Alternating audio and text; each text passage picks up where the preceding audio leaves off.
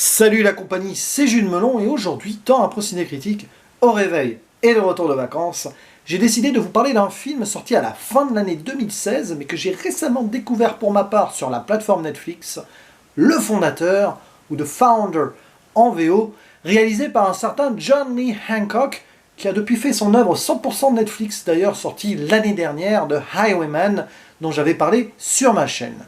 Au casting du métrage qui nous intéresse aujourd'hui, on retrouve dans le rôle principal un certain Michael Keaton, grand acteur, pas tout le temps estimé à sa juste valeur selon moi, à jamais le Batman des deux films de Tim Burton, pour lequel il a joué aussi Beetlejuice et Dumbo. Il n'a pas joué Dumbo, mais il a joué dans Dumbo, le pauvre.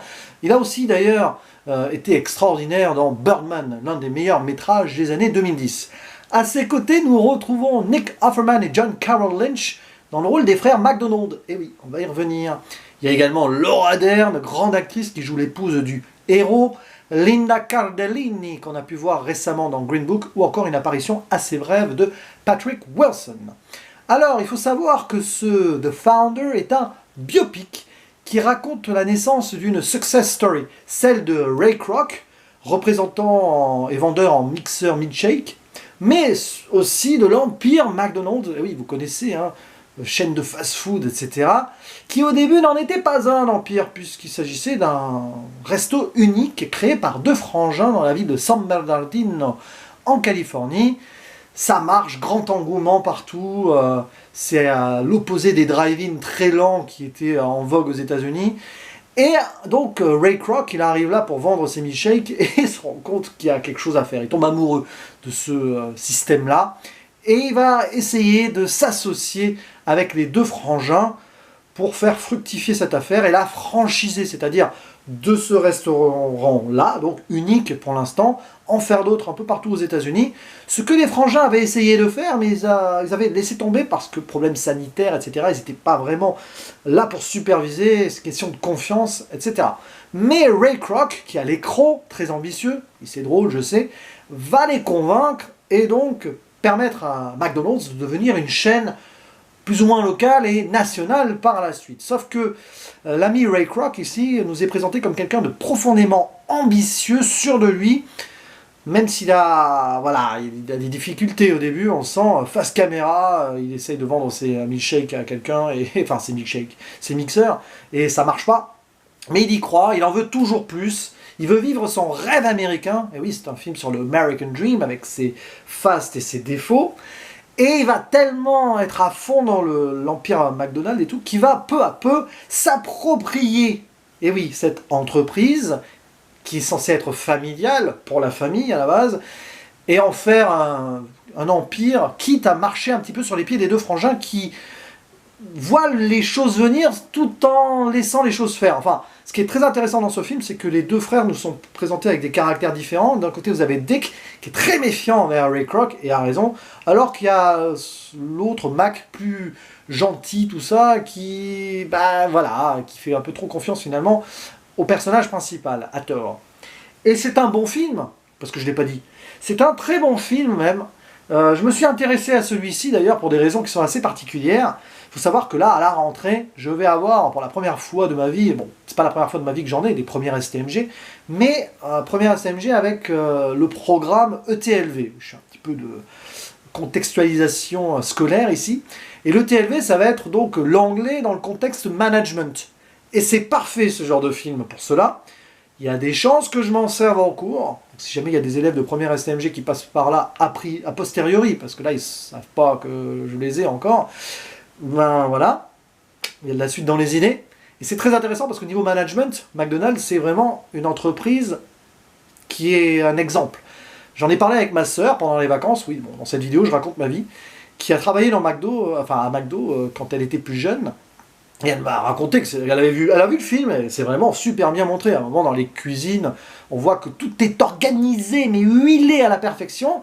Et dans le film, c'est montré un entraînement sur un court de tennis à la craie, où chaque rôle prédéterminé, ici, là, timing, etc.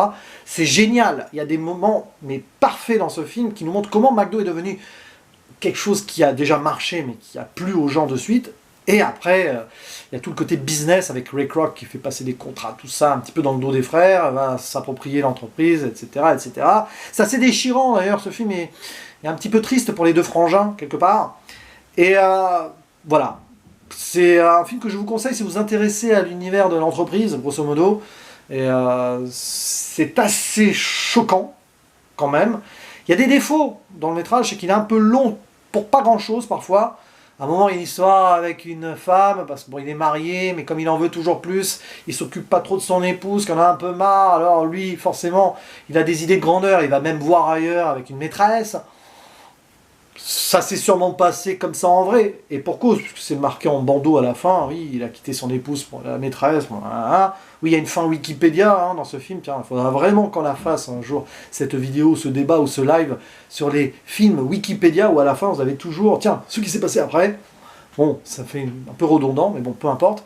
Donc oui, l'idée de tout ça, on veut insister sur le côté vraiment carnassier de Ray Kroc, qui nous est présenté comme ça, face caméra dès le début du film. Michael Keaton est parfait dans ce rôle-là, mais à un moment, il y a un côté redondant aussi, qui fait que, voilà, on aurait aimé plus s'intéresser à la rigueur de comment McDo fonctionne, même si c'est bien insisté aussi, mais c'est l'idée d'un biopic sur ce personnage-là, l'un des exemples parfaits du rêve américain, qui a quand même dévié. Vous voyez ce que je veux dire? Parce que, à force de toujours en vouloir plus, etc., c'est pas... vous voyez ce que je veux dire? Ça manque d'humanité, tout ça, clairement. Et puis il y a des choses intéressantes donc, que j'utiliserai probablement en ETLV si jamais je me sers de ce film et de McDonald's pour une étude de projet. C'est l'offre et la demande. Moi j'y connais pas grand chose en management, mais quand tu vois ce film, eh ben, tu comprends pas mal de trucs, c'est ça qui est bien. C'est assez pédagogique dans les deux sens, donc, y compris pour le prof et probablement pour les élèves derrière. L'idée de cette phrase qu'il cite « If you increase the supply, the demand will follow ». En gros, si vous augmentez l'offre, la demande suit forcément pour lui, c'est son concept. Il y croit. C'est pas tout le monde qui y croit, mais lui, il y croit. C'est pour ça qu'il veut faire une sorte de mixeur milkshake avec plusieurs entrées pour qu'il y ait plus de production. La fameuse histoire de l'œuf ou la poule, de chicken and the egg concept, qui est bien insisté dans le film et finalement qui fonctionne à travers donc, ce personnage qui réussit à arriver à ses fins, non sans mal, mais en tout cas passionnant, voilà, film passionnant. Je n'attribuerai une note pas plus haute que 7 sur 10, pour des petits défauts de narration à certains moments. Puis c'est très classique dans le biopic quand même, y compris dans la réal, bon voilà. Mais ça sera un très bien sur Captain Watch. Voilà, j'ai été assez bavard sur ce film en racontant un petit peu ma life, mais c'est pas grave. Je vous dis à la prochaine. Ciao!